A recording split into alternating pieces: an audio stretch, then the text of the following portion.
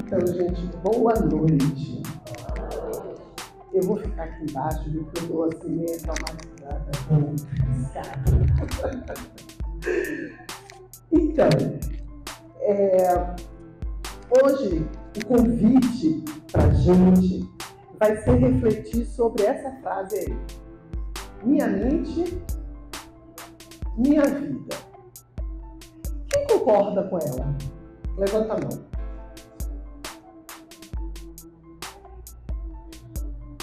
O que é a mente da gente? O que é a vida da gente? Então, a gente precisa parar um pouco para pensar sobre isso. Porque, às vezes, nesse corre-corre da vida, nessa vida que a gente se propõe a viver, e que a gente precisa se perguntar, estou de fato vivendo uma vida? A minha vida tem sido de fato uma vida que a cada dia, quando eu vou lá dormir, na minha reflexão, naquele momento lá, no final do dia, eu pergunto assim, e aí, valeu? Valeu ou não valeu? O que eu fiz hoje que de fato fez com que minha vida valesse a pena? E aí, quando a gente fala que a minha mente é a minha vida, a gente tem que lembrar do conceito, de que o que a gente pensa se transforma em nossa realidade.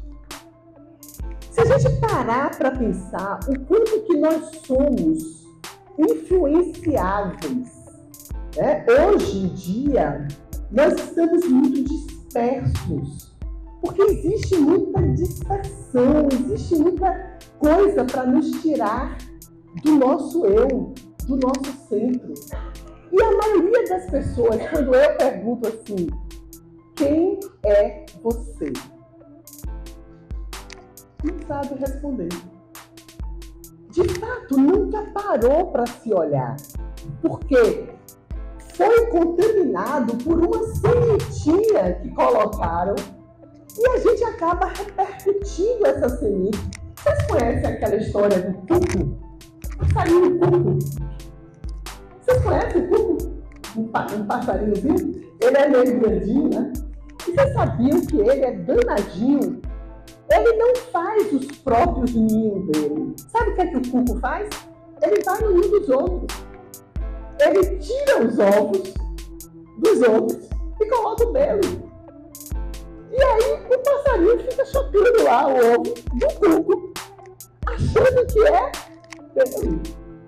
E é assim que na maior parte das vezes a gente tem vivido as nossas vidas, chocando os ovos que não nos pertencem. E aí, alguém coloca na nossa cabeça uma ideia, sabe? Aquela sementinha, sabe assim, ó, eu tô lá com meu marido, casada, com minha mulher, com meu companheiro, com minha companheira, feliz da vida, estamos vivendo uma relação legal. Aí, eu chego assim pro sujeito e falo assim, ó, não sei, eu tô com sentimento, eu não sei se eu devia te falar, mas presta um pouco de atenção à sua relação. Eu tô achando que tem alguma coisa errada. Pronto, ferrou. Acabou, né? A partir daquele momento, a gente começa a germinar essa sementinha. E aí o pensamento fica circular, como a gente chama na psicologia, Os pensamentos circulares. Aqueles pensamentos que não permitem que a gente acesse o nosso pensar. Porque a gente fica ali, o tempo todo, imaginando coisas que jamais vão acontecer. Nós estamos vivendo a sociedade, gente, da ansiedade, da depressão, da síndrome do pânico, da fobia social. Nunca se falou tanto de tantos transtornos mentais acometendo a gente. E aí, a gente vai em busca de todo tipo de ajuda quando está atento a isso. Porque tem gente que também não está atento a isso e nem vai buscar essa ajuda. Mas aí a gente vem, às vezes, até aqui, né, no centro, buscar ajuda, ouvir um aconselhamento, receber um passe, mas nem aqui a gente se concentra, nem aqui a gente silencia para ouvir a nossa mente e se descontaminar do que passa por trás da gente, pela frente, pelo lado, em cima. Aqui dentro é necessário que as pessoas digam assim a gente: fala baixo, vocês estão no terreiro, vocês estão no lugar santo, falem baixo, não conversem. Aqui não é lugar da gente encontrar as pessoas, bater papo, se confraternizar. Até pode fazer isso depois. Mas quando eu venho para cá, eu preciso silenciar. Eu preciso me ouvir. Gente, quanto tempo tem que vocês, de fato, ouviram a mente de vocês? Olha, me veio aqui a imagem de Jesus, né? Jesus, o homem, não o Cristo, né? Tem diferença. A gente até pode falar sobre isso depois, mas é muito longo. Eu só vou botar sementinha em vocês, né? Mas assim, Jesus, ele falava, se a gente pegar a Bíblia, a gente vai ver que uma das palavras que ele mais fala é o reino, né? E ele fala assim: o reino de Deus está dentro de você. Aonde está o seu tesouro? Aonde está o seu reino? De fato, o que é que nós estamos buscando da vida que vivemos? A maioria de nós aqui, pelo menos, ou é espírita, né? Ou acredita em reencarnação, acredita que somos espíritos imortais, né? Ou está tentando acreditar nisso, né? Ou é simpático a isso. Mas, independente da gente ter uma vida, 2, 3, 4, essa vida, como sombra, é única. E é uma experiência que a gente não deve jogar fora. A gente precisa entender e conversar mais com a mente da gente. E tentar descobrir o que é que eu tenho de tão rígido. O que é que eu tenho de tão inflexível? Quem colocou essa semente em mim? Porque isso não é uma ideia minha. Se a gente parar para pensar, gente, eu arrisco aqui a falar que 90% das coisas que eu acredito e que eu, às vezes, até discuto e até falo e até brigo em família, não são ideias gestadas por mim. Eu não gestei. Eu simplesmente choquei que nem um ovo de coco. Eu ouvi a ideia do outro e sequer me perguntei se de fato aquela ideia é minha. Se de fato é nisso que eu acredito. E eu vou repetindo a coisa, percebe? E chega uma hora na vida da gente que a gente de fato precisa parar e precisa se perguntar: para onde eu estou indo? O que eu estou fazendo comigo? E aí, a gente às vezes desenvolve, gente, nessa loucura de vida que a gente vive, uma coisa que a gente chama de protocolos psíquicos, sabe? A gente se acostuma a repetir atitudes, hábitos que foram desenvolvidos ao longo da vida da gente. E a gente sequer para se perguntar: de onde está vindo isso? Por que eu estou pensando assim? Por que eu estou agindo assim? Por que eu estou sofrendo? Gente, a cabeça da gente, ela tem... se a gente não domina essa mente, ela passa a dominar a gente. E aí, a gente começa a agir de acordo com os nossos medos, com as nossas emoções, e não com a nossa razão, e não com o nosso propósito. Aliás, será Será que a gente para no dia a dia da vida da gente para se perguntar: qual é o meu propósito? Qual é o sentido da minha vida? Para que eu estou aqui? Para que eu nasci? Gente, nada é por acaso. Cada um de nós aqui, a imagem que eu tenho da vida é como se ela fosse um grande quebra-cabeça, sabe? E cada um de nós é uma pecinha desse quebra-cabeça. E sem a gente no quebra-cabeça, ele não está completo. Então, cada um de nós, cada um de vocês que está aqui hoje, é uma peça fundamental, importante para esse projeto chamado vida. Acordem para isso.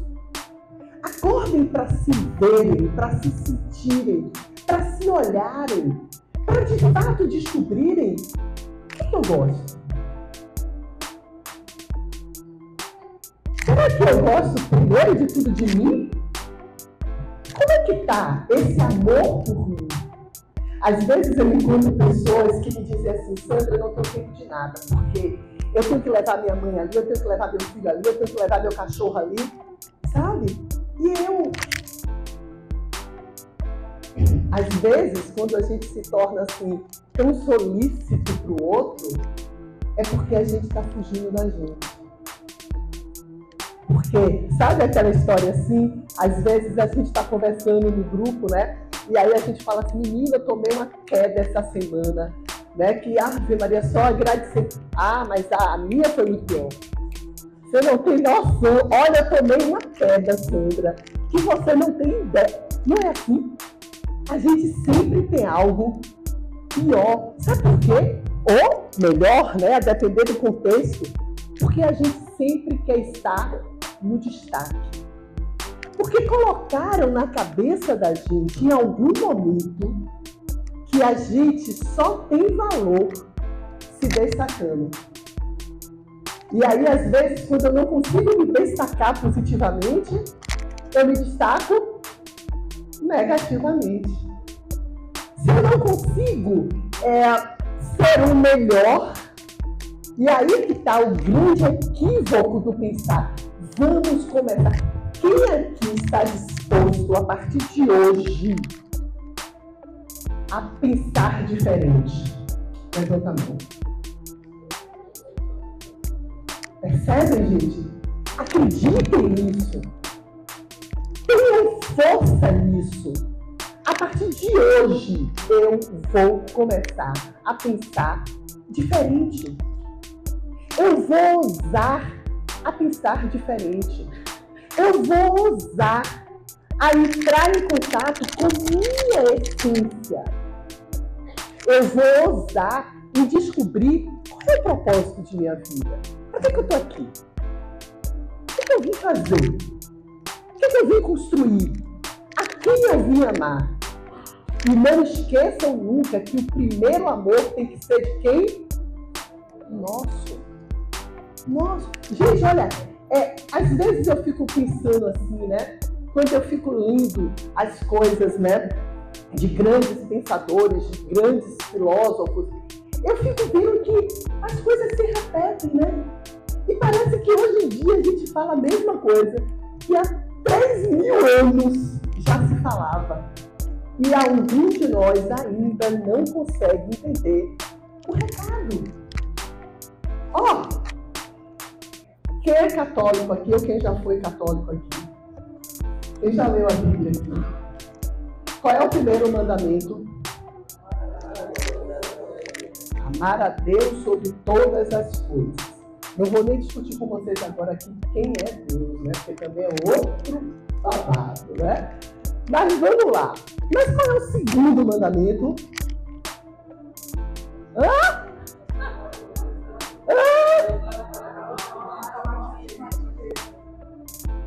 Amar ao próximo como a ti mesmo. Olha só, gente. E eu precisei estudar 6 anos de medicina, mais 9 anos de terapia, né? para estudar isso, né? Para fazer os outros amarem a si próprios, né? E estava lá desde o início. Gente, vocês, antes de amar o próximo, se amem, se valorizem, melhorem o seu pensar, porque é a mente da gente que vai determinar a vida da gente. Entendam isso. A mesma situação acontece com duas pessoas e elas vão reagir de forma completamente diferente. Percebe? Completamente diferente. E a gente precisa estar atento a isso. Não é a circunstância externa quem determina o meu pensar. Tem que ser eu. Agora eu tenho que estar atenta. Porque quando eu estiver sob emoção, é melhor que eu não reaja. Concorda? Se eu estou sob... Não, olha, gente, tem uma história que conta que Platão um dia, um grande filósofo, né? E aí Platão um dia chega em casa e descobre que um grande amigo dele, de casa, de dentro de casa, traiu ele de uma forma terrível, que deixou Platão extremamente decepcionado.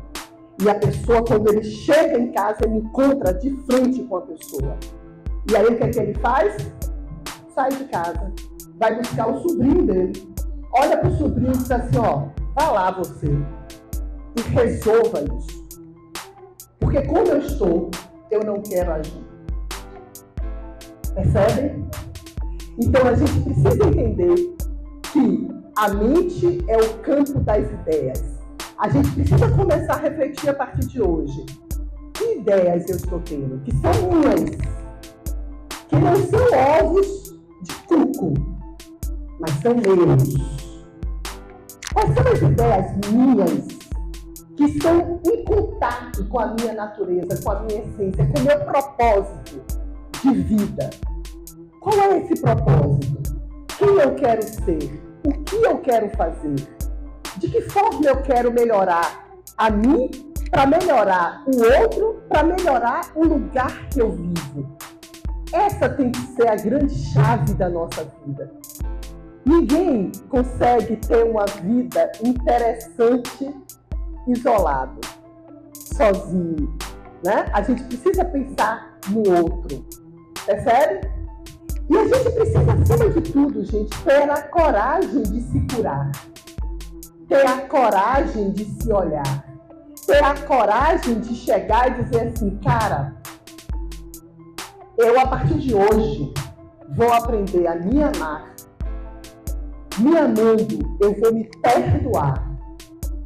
Me perdoando, eu vou perdoar o outro. Porque a gente só consegue perdoar, gente, assim. O perdão, ele tem umas fases. Eu costumo dizer que o perdão, ele tem que ser dado por fases, né? A primeira fase é você olhar o outro com empatia, né? Você olhar o outro e dizer assim, cara, ele fez, mas eu também faço. Eu também sou capaz de fazer isso. Percebe? Só assim a gente consegue perdoar o outro. Só quando a gente entende que tudo que qualquer pessoa é capaz de fazer, eu também sou. O que me torna diferente de um assassino? Eu ainda não matei. Eu ainda não matei. Né? Se a gente chegar em casa agora, hoje, de noite, e encontrar uma pessoa maltratando uma pessoa que nós amamos, qual de nós aqui não seria capaz de matar? Percebe? Agora, eu não quero fazer isso. Eu não estou... Isso não é propósito de vida minha. Entende? Isso não está na minha essência. Eu não quero me deixar dominar pela emoção. Entenderam o que é pensar, olhar para dentro, se amar, perdoar, ter empatia pelo outro? Percebe? É entender que a gente podia ter feito aquilo. No momento de raiva, de emoção, de tristeza, de angústia, de ciúmes, a gente poderia ter aquele acesso que o outro teve. A gente poderia fazer. Entende isso? Então, no momento que eu entendo isso, no momento que eu me torno empático, Eu tenho que me perguntar, olhar para aquela pessoa e dizer assim, cara, eu me magoei. Isso que você me fez me machucou. Mas a gente vai precisar aprender com isso. A vida é um aprendizado, gente. Entendam isso. Cada coisa que acontece com a gente, todos os dias, a cada minuto, a cada segundo, é aprendizado. Sempre a gente precisa aprender. A gente precisa se perguntar, que habilidade eu integro com esse acontecimento? Quando a gente subir para o passe, quando a gente subir para o aconselhamento, vamos de fato entrar em contato com essa mente da gente. Porque aí vai ter uma troca sinérgica com a entidade, sabe? E aí eles vão ser muito mais capazes de dizer a vocês aquilo que vocês precisam ouvir. Aquilo que vocês precisam aprender. Tem uma música que eu gosto muito e que eu uso muito no consultório. Ela para mim é terapêutica. Vamos ouvir ela com o silêncio da mente. Vamos ouvir ela entendendo cada palavra que ela fala, trazendo para a nossa vida e nos curando.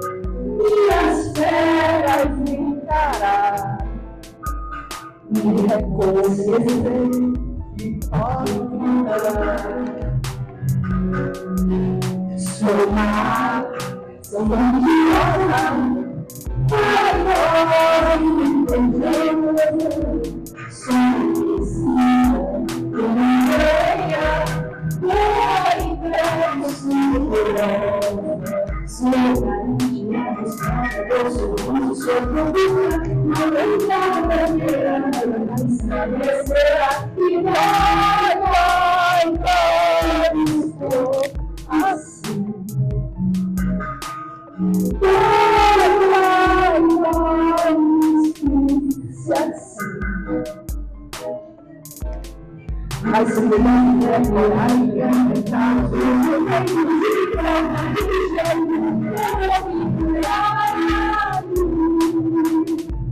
se é essa coragem de existir, eu sei, só sei a buscar, só sei a buscar.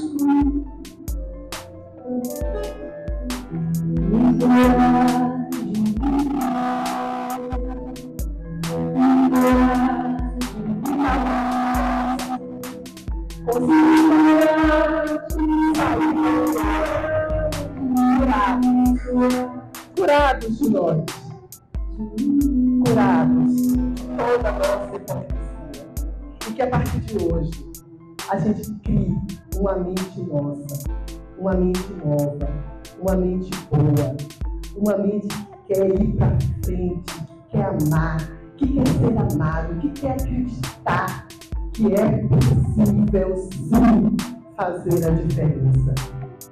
Porque só assim, gente, a vida vale a pena. Sua mente, sua vida, cure-se para curar os outros. Ao invés de julgar, vamos amar.